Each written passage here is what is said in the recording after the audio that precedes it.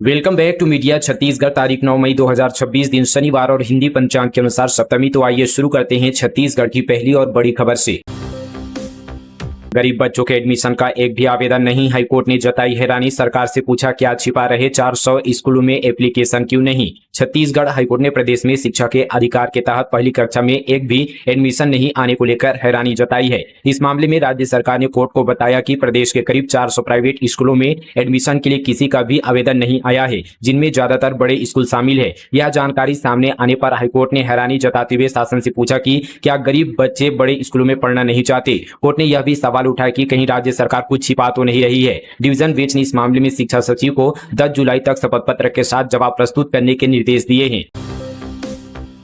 One मंत्री केदार कश्यप बोले, अब एक फोन कॉल पर मिलेगी स्थानीय भाषा में बाजार और योजनाओं की जानकारी। छत्तीसगढ़ सरकार ने वनांचल क्षेत्र में रहने वाले वनोपज संग्राहकों को डिजिटल रूप से सशक्त बनाने की दिशा में एक बड़ी पहल की है। वन एवं जलवायु परिवर्तन मंत्री केदार कश्यप ने नवा रायपुर स्थित अपने निवास कार्यालय से छत्तीसगढ़ वनोपज संरक्षण वाणी और IVRS आधारित सूचना एवं संवाद तंत्र का शुभारंभ किया। यह नवाचार राज्य के 13 लाख से अधिक वनोपज संग्राहक परिवारों के जीवन स्तर में सकारात्मक बदलाव लाएगा। यह डिजिटल कदम छत्तीसगढ़ के वनांचल में आर्थिक क्रांति और जनजातीय समुदायों के सशक्तिकरण का नया अध्याय लिखेगा। छत्तीसगढ़ से बांग्लादेशी घुसपैठियों की वापसी होगी तेज, क्विट इंडिया नोटिस जारी। STF की होगी समीक्षा बैठक। छत्तीसगढ़ सरकार ने राज्य में अवैध रूप से रह रहे बांग्लादेशी घुसपैठियों के खिलाफ कार्रवाई तेज कर दी है। संदिग्धों की पहचान और उन्हें देश से बाहर भेजने की प्रक्रिया को गति देने के लिए विस्तृत कार्ययोजना तैयार की गई है। सरकारी जानकारी के अनुसार अब तक 57 संदिग्धों के खिलाफ क्विट इंडिया आदेश जारी किए जा चुके हैं और उन्हें बांग्लादेश भेजा गया है। वहीं करीब 1000 संदिग्ध अब भी जांच के दायरे में हैं। घुसपैठियों के सत्यापन की प्रक्रिया को आसान बनाने के लिए बंगाल सरकार के साथ समन्वय किया जाएगा। कई संदिग्ध खुद को पश्चिम बंगाल का निवासी बताकर छत्तीसगढ़ में रह रहे हैं। ऐसे मामलों की पुष्टि के लिए छत्तीसगढ़ पुलिस बंगाल प्रशासन के सहयोग से जांच करेगी। कांग्रेस बोली, प्रदेश में तेजी से बढ़ रहे अपराध। सुशील आनंद ने कहा, सरकार से नहीं संभल रही कानून व्यवस्था। रायपुर को बताया चाकूपुर। राजधानी रायपुर में लगातार बढ़ रही आपराधिक घटनाओं को लेकर कांग्रेस ने भाजपा सरकार पर हमला बोला है। कांग्रेस का कहना है कि उर्ला इलाके में घर से बम बनाने का सामान मिला है। वहीं एक दिन पहले मेकाहारा के पास हुए गैंगवार में घंटों तक सड़क पर चाकू, तलवार और फरसा लहराए गए। गोली मारकर 2 युवतियों की हत्या और पुरानी विधानसभा के पास व्यापारी से 1 करोड़ रुपए की लूट जैसी घटनाओं ने कानून व्यवस्था पर गंभीर सवाल खड़े कर दिए हैं।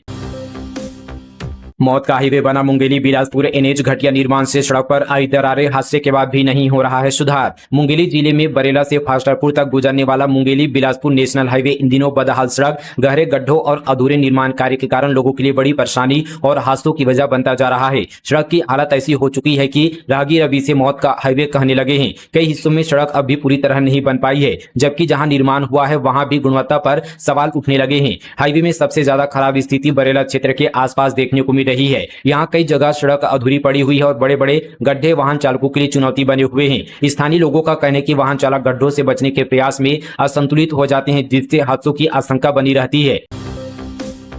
छत्तीसगढ़ में लागू होगा ई-उर्वरक सिस्टम, जल्द ही कैबिनेट दे सकती है मंजूरी। सोसाइटी में मौजूद होगी खाद, तभी कटेगा टोकन। छत्तीसगढ़ में अब जल्द ही किसानों को खाद वितरण के लिए एक नई व्यवस्था शुरू की जाने वाली है। यह ई-उर्वरक सिस्टम कहा जाएगा। उच्च पदस्थ सूत्रों की माने तो इस सिस्टम को राज्य मंत्री परिषद कैबिनेट की मंजूरी के बाद लागू किया जाएगा।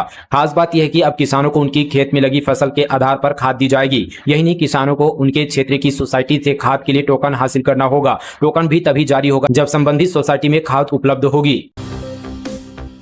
ज्वाइनिंग से पहले बदली कोरिया कलेक्टर की पोस्टिंग। 48 घंटे पहले पुष्पा साहू को मिली थी जिम्मेदारी, अब IAS रेक्तिमा यादव संभालेंगी जिला। छत्तीसगढ़ सरकार ने IAS तबादला सूची जारी होने के महज 48 घंटे बाद ही कोरिया कलेक्टर की पोस्टिंग बदल दी है। दरअसल 6 मई को जारी ट्रांसफर आदेश में 2012 बैच की IAS पुष्पा साहू को कोरिया जिला का नया कलेक्टर बनाया गया था, लेकिन ज्वाइनिंग से पहले उन्हें हटा दिया गया। अब नए आदेश के मुताबिक पुष्पा साहू को फिर से सचिव छत्तीसगढ़ माध्यमिक शिक्षा मंडल के पद पर पदस्थ किया गया है। वहीं उनकी जगह 2016 बैच की IAS रेक्तिमा यादव को कोरिया जिले का नया कलेक्टर नियुक्त किया गया है।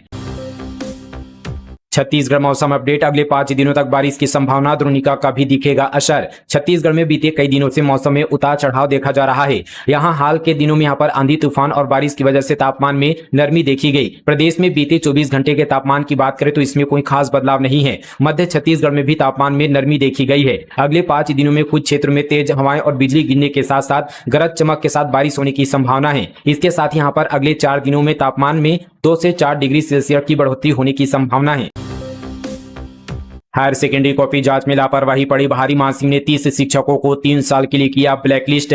छत्तीसगढ़ माध्यमिक शिक्षा मंडल ने हायर सेकेंडरी परीक्षा 2025 की उत्तर पुस्तिकाओं के मूल्यांकन में गंभीर गड़बड़ी पाए जाने पर 30 शिक्षकों के खिलाफ बड़ी कार्रवाई की है। मंडल ने संबंधित शिक्षकों को आगामी 3 वर्षों तक बोर्ड के सभी कार्यों में ब्लैकलिस्ट कर दिया गया है। जानकारी के मुताबिक पुनर्मूल्यांकन प्रक्रिया के दौरान कई विद्यार्थियों के अंकों में 20 से 40 नंबर तक का अंतर पाया गया। इतने बड़े बदलाव को मंडल ने यहाँ पर मूल्यांकन में गंभीर लापरवाही माना और जांच के बाद संबंधित शिक्षकों पर कार्रवाई का फैसला लिया। बहू ने ससुराल पक्ष पर लगाया दहेज प्रताड़ना का आरोप, पति सास ससुर पर केस दर्ज, कहा प्रेगनेंसी के दौरान किराए के मकान में अकेला छोड़ा। दुर्ग जिले के नंदिनी माइंस अहिवारा में रहने वाली शिल्पा गोस्वामी ने पति सास और ससुर पर दहेज प्रताड़ना, गाली गलौज और मानसिक उत्पीड़न के गंभीर आरोप लगाए। शिल्पा 4 महीने की गर्भवती है और उसका आरोप है कि पति उसे किराए के मकान में अकेला छोड़कर चला गया है। महिला थाना भिलाई नगर में दर्ज शिकायत के अनुसार शादी की शुरुआती 15 दिन तक सब सामान्य रहा। इसके बाद ससुराल पक्ष का व्यवहार अचानक बदल गया। शिल्पा ने आरोप लगाया कि उनके पति सिद्धार्थ गिरी, ससुर ईश्वर गिरी और सास रेखा गोस्वामी लगातार उन्हें दहेज कम लाने का ताना देते थे। शिल्पा का आरोप है कि ससुराल वाले कभी सोने का ब्रेसलेट नहीं लाने की बात कहते तो कभी यहाँ पर कूलर और बड़े टीवी की मांग को लेकर अपमानित करते थे। वहीं थाना प्रभारी नीता राजपूत ने बताया कि मामले में केस दर्ज कर लिया है, आगे की जांच की कार्यवाही जारी है। लोहे का घोड़ा कबाड़ की तितली, जसपुर का इको पार्क बना नवाचार और संरक्षण का मॉडल, बच्चे के खेलने कूदने के लिए रंग बिरंगे झूले। जसपुर जिले ने स्वच्छता और नवाचार की दिशा में एक अनूठी मिसाल पेश की है। जिले के दुलदुला जनपद पंचायत के समीप विकसित किया गया इको पार्क आज न केवल स्थानीय पर्यटन का केंद्र बना हुआ है बल्कि वेस्ट टू बेस्ट यानी कबाड़ से जुगाड़ की अवधारणा को धरातल पर उतारने वाला एक उत्कृष्ट मॉडल भी बन गया है। अनुपयोगी और बेकार समझी जाने वाली सामग्रियों से सजी इस सुंदर संरचना ने पर्यावरण संरक्षण के प्रति एक नई सोच जागृत की है। दुर्ग में धार्मिक टिप्पणी पर बवाल, देवी देवताओं पर अभद्रता के आरोप में प्लेसमेंट कर्मी की जमकर पिटाई। हिंदू देवी देवताओं पर अभद्र टिप्पणी करने के आरोप में विश्व हिंदू परिषद के कार्यकर्ताओं ने दुर्ग नगर निगम कार्यालय में हंगामा करते हुए एक व्यक्ति के साथ मारपीट की। मारपीट का शिकार हुआ व्यक्ति दुर्ग निगम आयुक्त सुमित अग्रवाल का पीए गौतम साहू बताया गया है। जानकारी के अनुसार गौतम साहू ने किसी लड़की को व्हाट्सएप पर हिंदू देवी देवताओं के खिलाफ कथित अभद्र टिप्पणी भेजी थी। इसकी जानकारी मिलने के बाद विहिप कार्यकर्ताओं में आक्रोश फैल गया।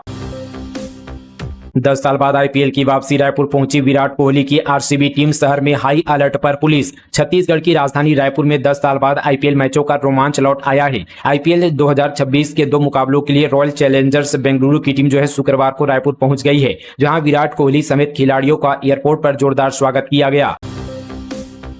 आईपीएल मैच टिकट की इंस्टा पर ब्लैक मार्केटिंग, 1,500 ज्यादा मांग रहे ब्रोकर। रायपुर में होने जा रहे आईपीएल मैच की टिकट की ब्लैक मार्केटिंग शुरू हो गई है। ऑनलाइन बिक्री शुरू होते ही कुछ ही मिनटों में अधिकांश टिकट सोल्ड आउट हो गई है, जिसके बाद अब दलाल 3,500 की टिकट को 4,000 से 5,000 रुपए तक ब्लैक में बेच रहे हैं। 10 मई को राजधानी के शहीद वीर नारायण सिंह इंटरनेशनल स्टेडियम में रॉयल चैलेंजर्स बेंगलुरु और मुंबई इंडियंस के बीच मुकाबला होना है। पुलिस ने पहले ही चेतावनी जारी कर टिकट की कालाबाजारी पर कार्रवाई की बात कही थी। बावजूद इसके सोशल मीडिया पर कई टिकट ब्रोकर एक्टिव जो 1,500-2,000 ज्यादा लेकर टिकट दे रहे हैं। जनगणना का पहला चरण, मकानों में लगा मिला ताला तो भी होगा दर्ज, महीने भर जानकारी न मिली तो बंद घर होगा दर्ज। प्रदेश भर में जनगणना का पहला चरण 1 मई से शुरू हो गया है। प्रगणक घर घर जाकर मकानों का सूचीकरण कर 33 सवालों के जवाब ले रहे हैं। भीषण गर्मी के बीच प्रगणक सुबह के समय घरों में दस्तक दे रहे हैं। जनगणना के मकान सूचीकरण के दौरान यदि कोई मकान बंद मिलता है तो उसे घर के रूप में ऐप में दर्ज किया जाता है। प्रगणक उस मकान पर ताला लगा होने की स्थिति में अन्य निवासियों या पड़ोसियों से जानकारी लेकर या बाद में पुनः आकर मोबाइल नंबर दर्ज कर सकते हैं। छत्तीसगढ़ की 35 युवतियां झारखंड में बंधक, वीडियो में रोते हुए कहा पैसे नहीं होने पर घर जाने से रोका, नर्सिंग का काम करने गई थी। छत्तीसगढ़ की 35 युवतियों को झारखंड में बंधक बनाए जाने का मामला सामने आया है। इसमें 15 लड़कियां कांकेर जिले की है। बताया जा रहा है कि ये सभी नर्सिंग का काम करने गढ़वा गई थी। वहां जो है ट्रेनिंग कर रही थी। एक लड़की ने शिकायत की कि पैसे नहीं होने पर उसे बंधक बना लिया गया। वीडियो में एक महिला कहती है कि ये लड़की पैसा नहीं दी है, इसे नहीं जाने देंगे। यह वीडियो सोशल मीडिया पर वायरल हुआ तो कांकेर कलेक्टर ने संज्ञान में लिया और उन्हें वापस लाने की बात कही है। पेंशनर को मिलेगा 6वें और 7वें वेतनमान का बकाया एरियर, हाईकोर्ट ने राज्य सरकार को दिया आदेश। हाईकोर्ट ने पेंशनरों को बड़ी राहत दी है। कोर्ट ने राज्य सरकार को 120 दिनों के भीतर 6वें 7वें वेतनमान का बकाया एरियर देने का आदेश दिया है। यह आदेश मध्य प्रदेश पुनर्गठन अधिनियम 2000 की धारा 49 के तहत दिया गया है। छत्तीसगढ़ पेंशनर समाज के प्रांताध्यक्ष चेतन भारती ने 12 अगस्त 2021 को याचिका दायर की थी। उन्होंने लंबे समय तक मध्य प्रदेश और छत्तीसगढ़ शासन के मुख्यमंत्रियों और मुख्य सचिवों को पत्र लिखकर पेंशनरों की समस्याओं से अवगत कराया था। शासन स्तर पर समाधान न मिलने के बाद उन्होंने हाईकोर्ट का रुख किया। बारिश में भीगे तेंदुपत्ता की हजारों गड्डियों पर दिमक का प्रकोप, पत्तों की गुणवत्ता पर मंडरा रहा है खतरा। हरा सोना कहे जाने वाले तेंदुपत्ता की बस्तर में खरीदी शुरू हो गई है। हितग्राही तेंदुपत्ता तोड़ाई कर संग्रहण केंद्रों में बेच रहे हैं, लेकिन बेमौसम बारिश ने मुसीबत पैदा कर दी है। बारिश से तेंदुपत्ता की हजारों गड्डियां भीग गई है। यही नहीं, भीगे हुए तेंदुपत्ता के बंडलों में नमी के कारण दीमक लग रहे हैं, जिससे शासन को बड़ा नुकसान हो सकता है। ननद ने मर्डर के बाद भाभी के कपड़े फाड़े, वारदात को दिखाने की कोशिश। घर के कामकाज बंटवारे को लेकर होता था झगड़ा। कवर्धा जिले में आपसी विवाद में ननद ने यहां पर भाभी की हत्या कर दी। इसके बाद मर्डर को जैसा दिखाने के लिए उसने लाश के कपड़े फाड़ दिए, ताकि पुलिस गुमराह हो जाए और शक किसी पुरुष पर जाए। आरोपी ने सोशल मीडिया से देखकर ये आइडिया जो है सीखा था। मामला लोहारा थाना क्षेत्र के ग्राम सिंगारपुर का है। दरअसल घर के कामकाज और बंटवारे की बात को लेकर ननद भाभी के बीच तानेबाजी और झगड़ा होता था। दोनों के बीच पहले भी यहाँ पर कई बार मारपीट हो चुकी थी, जिसके बाद ननद ने प्लानिंग कर भाभी का मर्डर किया। पुलिस ने आरोपी महिला को गिरफ्तार कर लिया है। प्रदीप मिश्रा की कथा कराने के नाम पर 21 लाख की ठगी, समिति से लिया केस, निकला बड़ा फर्जीवाड़ा। राजनांदगांव जिले से आस्था के नाम पर लाखों की ठगी का सनसनीखेज मामला सामने आया है। अंबागढ़ चौकी की भोलेनाथ सेवा समिति ने सीहोर के प्रसिद्ध कथावाचक प्रदीप मिश्रा की शिव महापुराण कथा आयोजित कराने के नाम पर 21 लाख रुपए की धोखाधड़ी का आरोप लगा है। मामले में पुलिस ने छुड़िया ब्लॉक के ग्राम हालेकोसा निवासी दिनेश साहू के खिलाफ केस दर्ज कर जाँच शुरू कर दी है। पश्चिम बंगाल के सीएम होंगे शुभेंदु अधिकारी, आज लेंगे शपथ। मुख्यमंत्री विष्णुदेव साय ने दी बधाई। मुख्यमंत्री विष्णुदेव साय ने पश्चिम बंगाल में भारतीय जनता पार्टी के वरिष्ठ नेता शुभेंदु अधिकारी को भाजपा विधायक दल का नेता चुने जाने पर उन्हें बधाई और शुभकामनाएं दी। शुभेंदु आज यहां पर 10 बजे कोलकाता के ब्रिगेड परेड ग्राउंड में मुख्यमंत्री की शपथ लेंगे। शपथ ग्रहण समारोह में पीएम मोदी, शाह समेत एनडीए के कई बड़े नेता शामिल होंगे।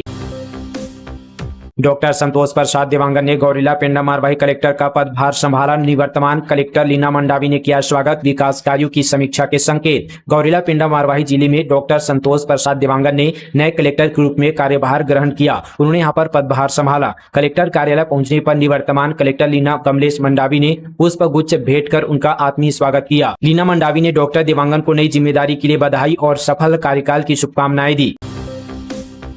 गांव को डूबने से बचाने की जंग किसी ने नहीं सुना तो चंदा जुटाकर ग्रामीण खुद बना रहे हैं सुरक्षा की दीवार। मोहला मानपुर अंबागढ़ चौकी जिले में प्रशासन से लेकर सांसद तक गुहार अनदेखी होने पर जो है अपने गांव और मुख्य मार्गों को बचाने ग्रामीण अब खुद ही मोर्चा संभाल रहे हैं। शिवनाथ नदी के किनारे बसे ग्राम बरारमुंडी के ग्रामीण खुद श्रमदान कर सीमेंट की दीवार बना रहे हैं। लोगों ने खुद चंदा इकट्ठा कर पचरी निर्माण शुरू कर दिया है, जिसमें महिला, पुरुष, बुजुर्ग और युवा जुटे हुए हैं। राशन वितरण में गड़बड़ी, 50 किलोमीटर सफर तय कर गुहार लगाने कलेक्टोरेट पहुंचे ग्रामीण, पीडीएस घोटाले का लगाया आरोप। बस्तर में सार्वजनिक वितरण प्रणाली में कथित गड़बड़ी का गंभीर मामला सामने आया है, जहां अपने हक का राशन नहीं मिलने से परेशान ग्रामीणों को 50 किलोमीटर का सफर तय कर सीधे कलेक्टर कार्यालय पहुंचना पड़ा। दरभा विकासखंड के ग्राम पंचायत छोटे पखनार के दर्जनों ग्रामीण पिकअप वाहन में सवार होकर बस्तर कलेक्टर से न्याय की गुहार लगाने पहुंचे। महामाया पहाड़ से अतिक्रमण हटाने चला बुलडोजर, पुलिस फोर्स तैनात। डबरी पानी में मकानों को तोड़ने की कार्रवाई शुरू, 157 लोगों का हटाया गया कब्जा। अंबिकापुर के महामाया पहाड़ रिजर्व फॉरेस्ट की जमीन पर अवैध कब्जा हटाने की कार्रवाई फिर से शुरू हो गई है। वन विभाग की टीम बुलडोजर के साथ महामाया पहाड़ के डबरी पानी क्षेत्र पहुंचे, जहां मकानों को ढहाकर अतिक्रमण हटाया गया। हालांकि कुछ अतिक्रमणकारियों ने हाईकोर्ट से स्टे ले लिया है, इसलिए उन्हें कार्रवाई से अलग रखा गया है।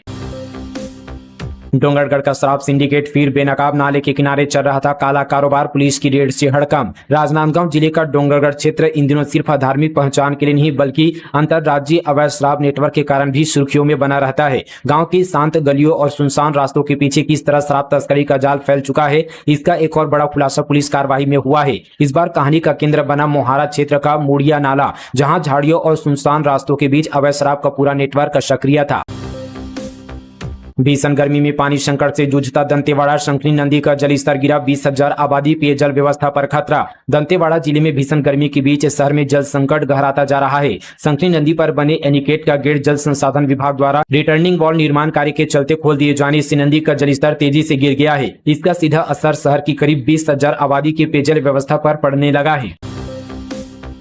रायपुर में स्वास्थ्य व्यवस्था की बदहाली, कांग्रेस ने सीएमओ कार्यालय का किया घेराव, शायद सरकार पर लगाए गंभीर आरोप। छत्तीसगढ़ की राजधानी रायपुर में हेल्थ सीवरेज की बदहाल स्थिति पर कांग्रेस ने विरोध प्रदर्शन किया। कांग्रेस कार्यकर्ताओं ने मुख्य चिकित्सा एवं स्वास्थ्य अधिकारी कार्यालय का घेराव कर भाजपा सरकार के खिलाफ अपना गुस्सा जाहिर किया। इस विरोध प्रदर्शन के दौरान कांग्रेस कार्यकर्ताओं और पुलिस के बीच धक्का मुक्की भी देखने को मिली। कांग्रेस नेताओं ने आरोप लगाया कि प्रदेश की स्वास्थ्य सेवाएं पूरी तरह से चरमरा चुकी है, मरीज अस्पतालों में चक्कर काटने को मजबूर है और भाजपा सरकार जनता की जान से खिलवाड़ कर रही है। कांग्रेस ने चेतावनी दी है कि जब तक स्वास्थ्य सेवाओं में सुधार नहीं होता तब तक उनका आंदोलन लगातार जारी रहेगा।